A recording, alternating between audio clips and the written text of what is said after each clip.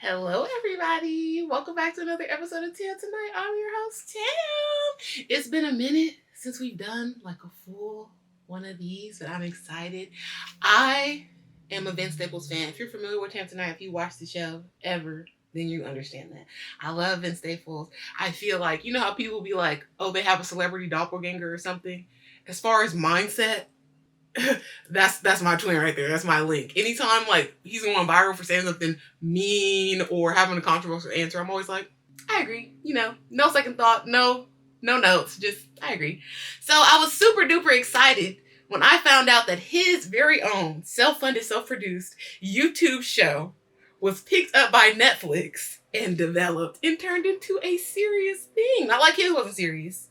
But at the time when he was premiering the Vince Staples show on his YouTube channel, I think he was doing rounds and he said something about how he wanted to get more into acting and stuff like that because who wouldn't like grab money, you got to be on tour, this, that. And he was saying all the opportunities that were getting thrown at him were super stereotypical. Like, I'm not trying to be gangbanger number 4. You feel me? I don't want to be bank robber number 3. So it's like he created, and let this be a testament to your own personal hard work. And this also is in the vein of like a Tyler the Creator, if you will, in my opinion.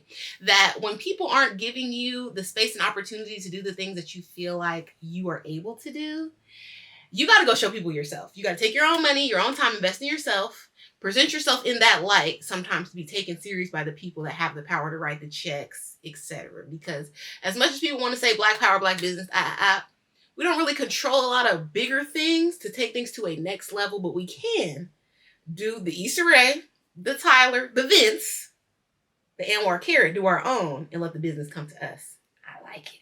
And I also feel like that is why this show is so good, is because he was his own personal IP. So I'm sure they gave him notes. And I watched a little bit of the Breakfast Club interview where he was saying on the scenes that he got notes. But we're going to do one episode at a time, so we're going to get to that. But I did see that he was saying they gave him notes about certain things that I feel like they were still kept in because you wanted me, like you bought me, so this is what you bought. So let's get into it. I got my phone out because I got a lot of notes. So let's get to it. Okay. And there are 5 episodes in this limited series. And I've seen a bunch of celebrities, a bunch of LA people reaching out on Twitter and stuff saying, Netflix, cut that check to this so we can get more seasons, which I agree. I also saw another tweet, and I'm going to try to find it and put it in, that girl said, the Vince Staples show is Curb Your Enthusiasm for niggas. And very, very poignant. I couldn't say so better myself. All right, so episode 1, let me get the name, because they all have names too, and they're all separated in acts, which I love. Very classic film. Okay, so Pink House, episode 1. Just off the title, if you knew nothing about the show, if you only knew about Vince Staples, where he's from, and then Pink House, you would understand like LA has like these tropical color houses. I don't know if it's from the 50s or whatever, but I used to live in a greenhouse. My neighbor had a pink house, across the street blue house, so Easter eggs, I get it. It starts off at the donut shop very early in the morning.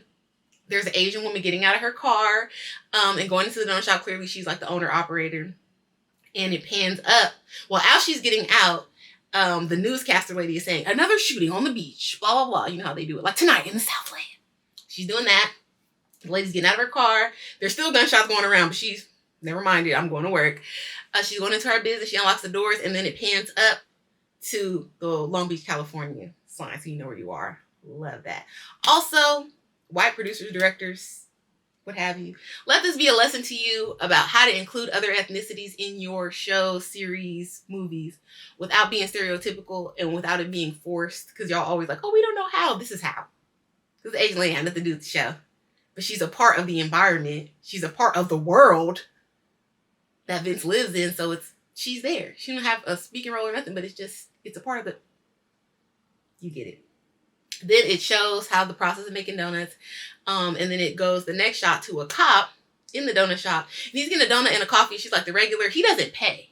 And I was like, is that a thing? Or did they just not show it for like cinematic conciseness? But immediately my mind was like, oh, cops are getting donuts for free for like fake protection?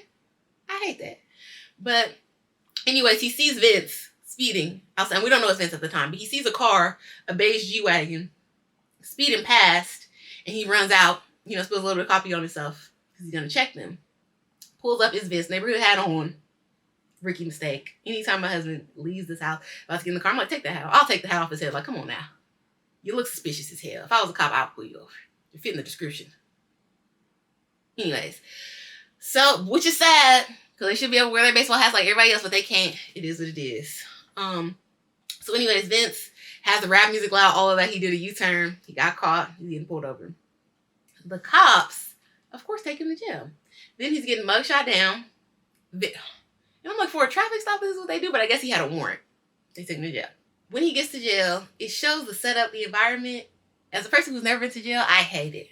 Okay, immediately, I'm never going anyways, but that just really locked it in. Even the holding cell areas like that, and you got to be in there with other criminals, that's enough. Then, it's a weird nigga.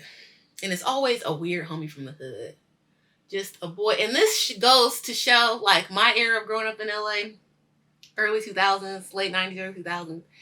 It's like, it did not matter if he was gothic, if he was punk rock, if you was goddamn alternative skateboarder, whatever. If you live over here, you're from over here. And you're going to get put on. And you're going to participate in activities, especially if you're a boy. So it was like this boy, blonde hair, fit. Like he just, if you saw him on the street, you would not think gangbanger. But then you would be wrong, especially in Long Beach, where they call niggas weirdos and stuff for a reason because that nigga will have the gun on him. The one that looks like Kid Cudi, he's got the biggest gun. He's a shooter. He's got the most bodies. They dangerous. Beware. Then there's a guy that comes in and he is trying. And then, okay, so of course the weird nigga, he recognizes Vince. And he's like, hey, bro, blah, blah, blah. Oh, what you in here for? And he's trying to get put on. Then it's another nigga that's like, what's your name? He tells him his name. He's like, not that name. Clearly he wants to know the hood name. He tells him, wrong move. Again, I would hate to be a man. Then he calls his sister. He has 2 phone calls. The craziest part about this was that he picked up the phone, the jail phone, and it was like, hi! And it was like, yay! Welcome to jail. You have 2 calls. That would piss me off so bad. What the fuck do you mean, welcome to jail? Okay, so then he calls his sister Bree, and she's like, come bail me out. She's like, what you do? Does it matter? I agree. Clearly, I'm just come get me out. Especially if you got money or I got money, or you not pay back, just come get me out. I bail people out of jail. No big deal. With their own money. I've only bailed somebody out with my own money one time. But with your own money, I'll get you out for sure. Tell me where the money at. It's nothing. Vince is talking to his sister who's a realtor.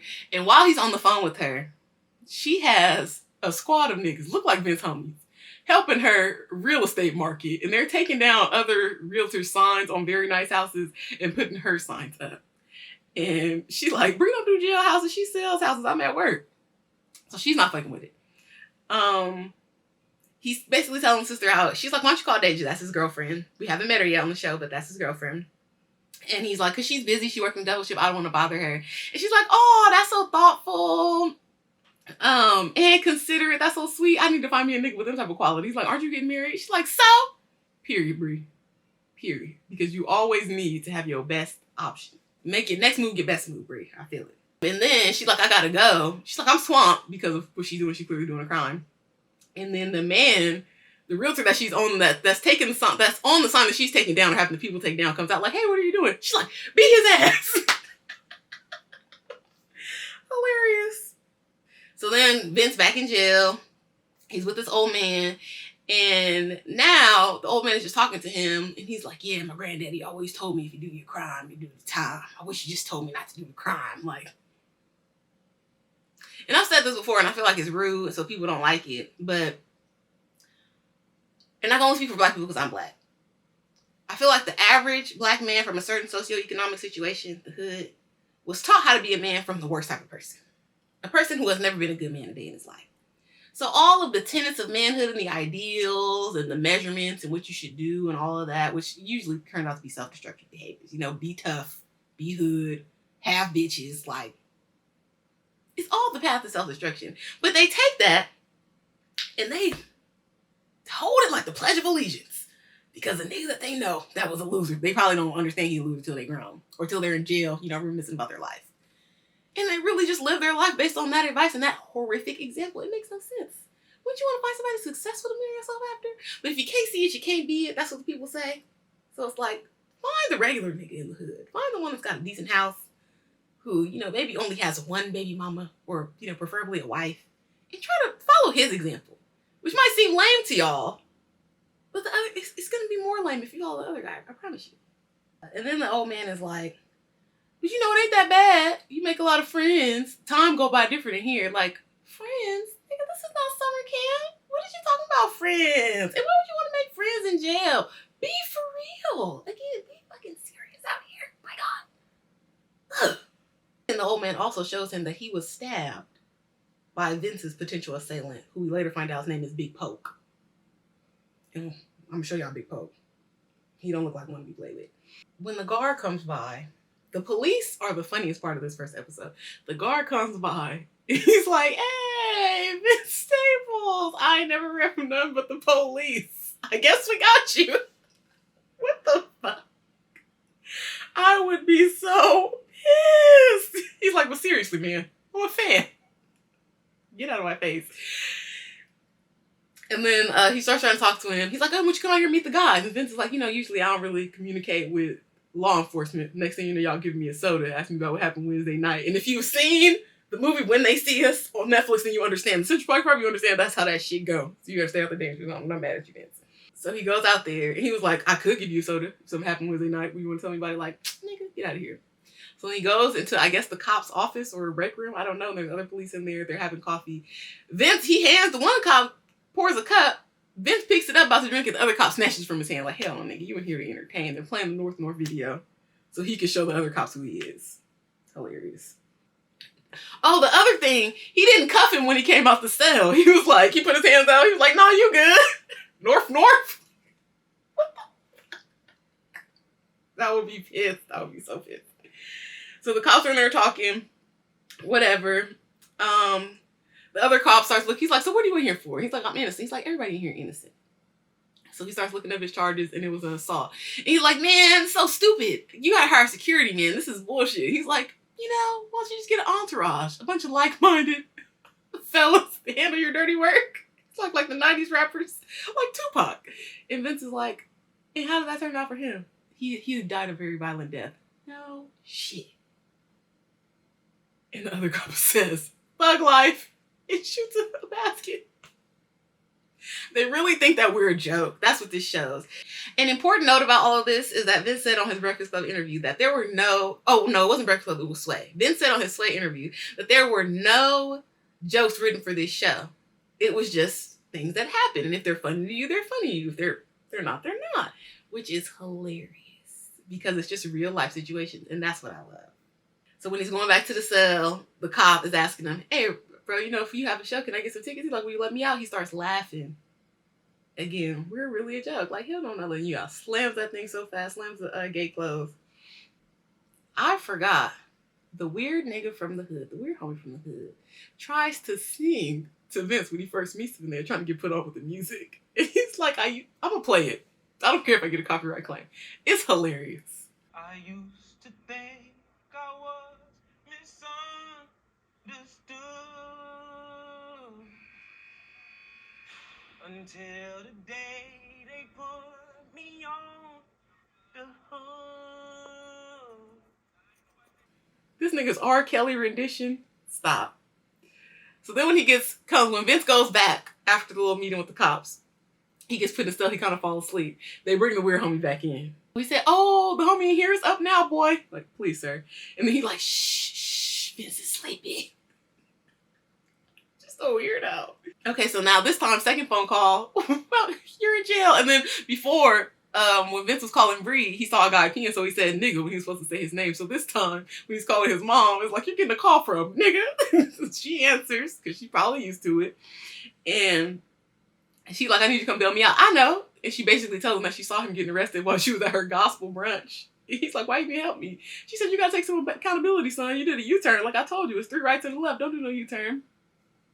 Black moms, they try to do what they can to prepare their son for the racism and the police situation that they will face. And, you know, boys will be boys. And then she like, I don't mind doing a little jail time. It's good seeing old friends while she kicks it by the pool. And I thought that this scene was so cute because it's probably, and there's no shade to the mama, but she's likely in the situation that she's in, able to be lounging by the pool in her activewear and at brunch earlier because of the life that Vince has been able to provide for her with his rap and how she's still just not having it. Like, I don't care that you in jail, like, so you shouldn't have did that shit. A black mama. And then she like, why don't you ask that little girl that you living in sin with to come pick you up. Again, Deja. And he like, I'm not gonna have Deja come pick me up from jail. She not like that. Another note. Hood niggas, LA hood niggas, again, I can only speak from my upbringing, love nothing more than a girl that's better than them. Like, you got to come from a better home than them, a better environment. You probably went to a different school across town. Like, those are the girls that they want. Those are the girls that they want a wife. A girl on their level that, like, grew up on the same block as them or went to the same... Nah. Back up, shenanay. Like, that's how they treat you. Hilarious. And then the mom's like, I don't know what you see in that soft-ass little girl. Because she not like you, because she not ghetto. You feel like you could get a better life, better... I don't know. But they just... That's what they do. That's how they move. The LA men. If you know, you know, let me know. Let's talk about it in the comments. However, I will say that him not wanting his girlfriend to come pick him up is admirable, because I feel like a lot of men, black men, that girl is the clutch. Like, she is their crutch. Anything go wrong, anything happen, any minor inconvenience, they call the girl, like, come help me, come fix it, like she is the mama. So I appreciate Vince not doing that. Let me clap for him. Because you niggas love to confuse romantic love with familial love, and it's not that. Keep it. Move accordingly. Also in jail, I noticed that they had Altadena milks, apples in those sandwiches. It very much gave public school lunch. And that gave me PTSD a little bit. Is it the same food? If you've been in jail and you've been in public school in LA, let me know. I don't like that at all. School to prison pipeline. Real than a motherfucker, boy. So then he's back in there with the weird homie. And he's like, what are you in here for anyway? You don't strike me as a guy who makes a lot of mistakes. And he's like, everybody makes mistakes. That's like saying I don't look like I'm 60% water. Sometimes Vince speaks so poetically, and he even does so in interviews and things like that. So I love how this show matches that. And it's not unnatural. It doesn't come off corny or anything. It's perfect. I love it.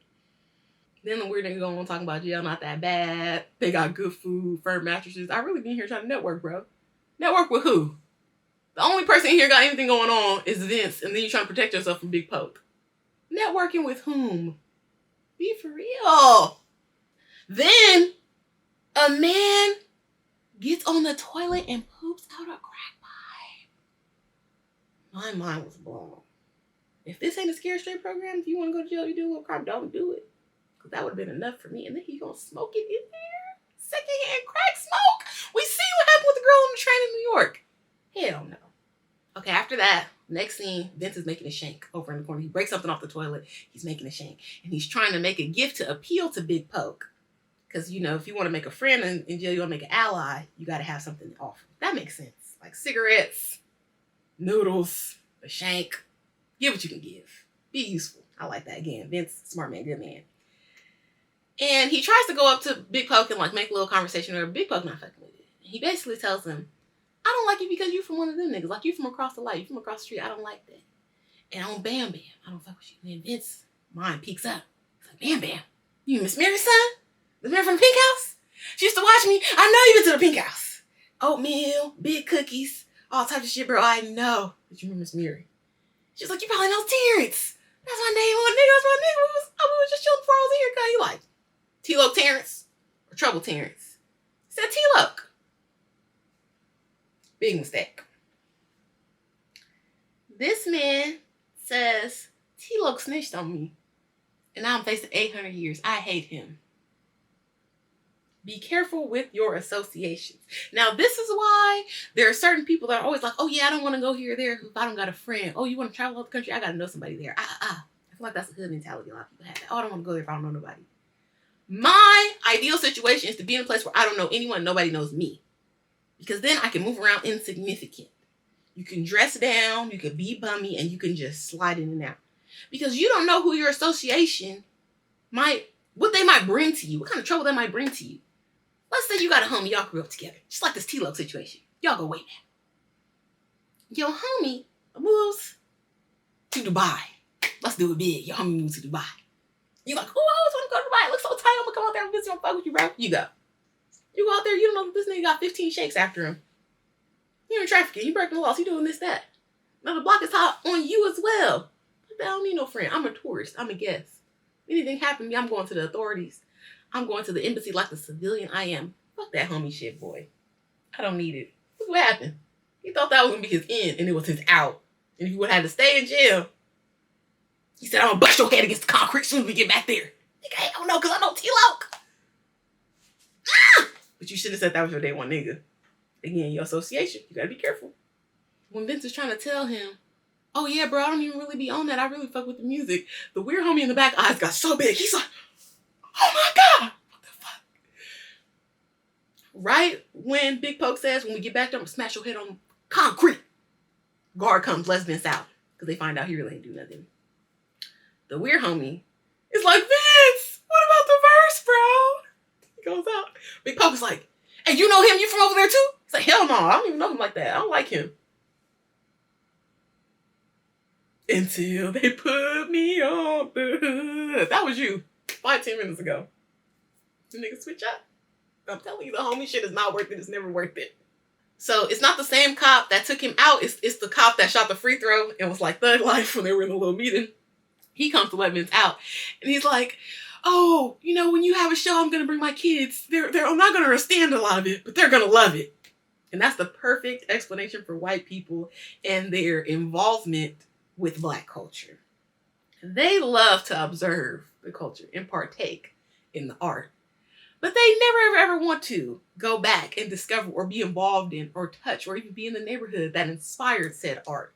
They don't want to do it. They just like where it come from. White people will line up, pay thousands of dollars to see Kendrick Lamar rap songs about life being hard in Compton before they will ever drive from Beverly Wilshire down that freeway to Compton. Hell no, it's not happening. And I just find that so interesting. It's like struggle porn. Oh, that's all I can liken it to. And if you've been to a music festival and you know, with people from a certain socioeconomic background, and you've been in a crowd with hundreds of people, sometimes thousands of people that probably have no Black friends chanting nigga, it gets deep. So I like that he put that in there with the cop. So they're letting him out of jail. They're giving him his stuff back. And they're like, oh, you're going to Soak City. Have fun. Vince is like, I fucking hate Soak City. And there's a lot of foreshadowing in this show. So that's going to be like a later episode when he goes to Soak City. And it's going to be hilarious.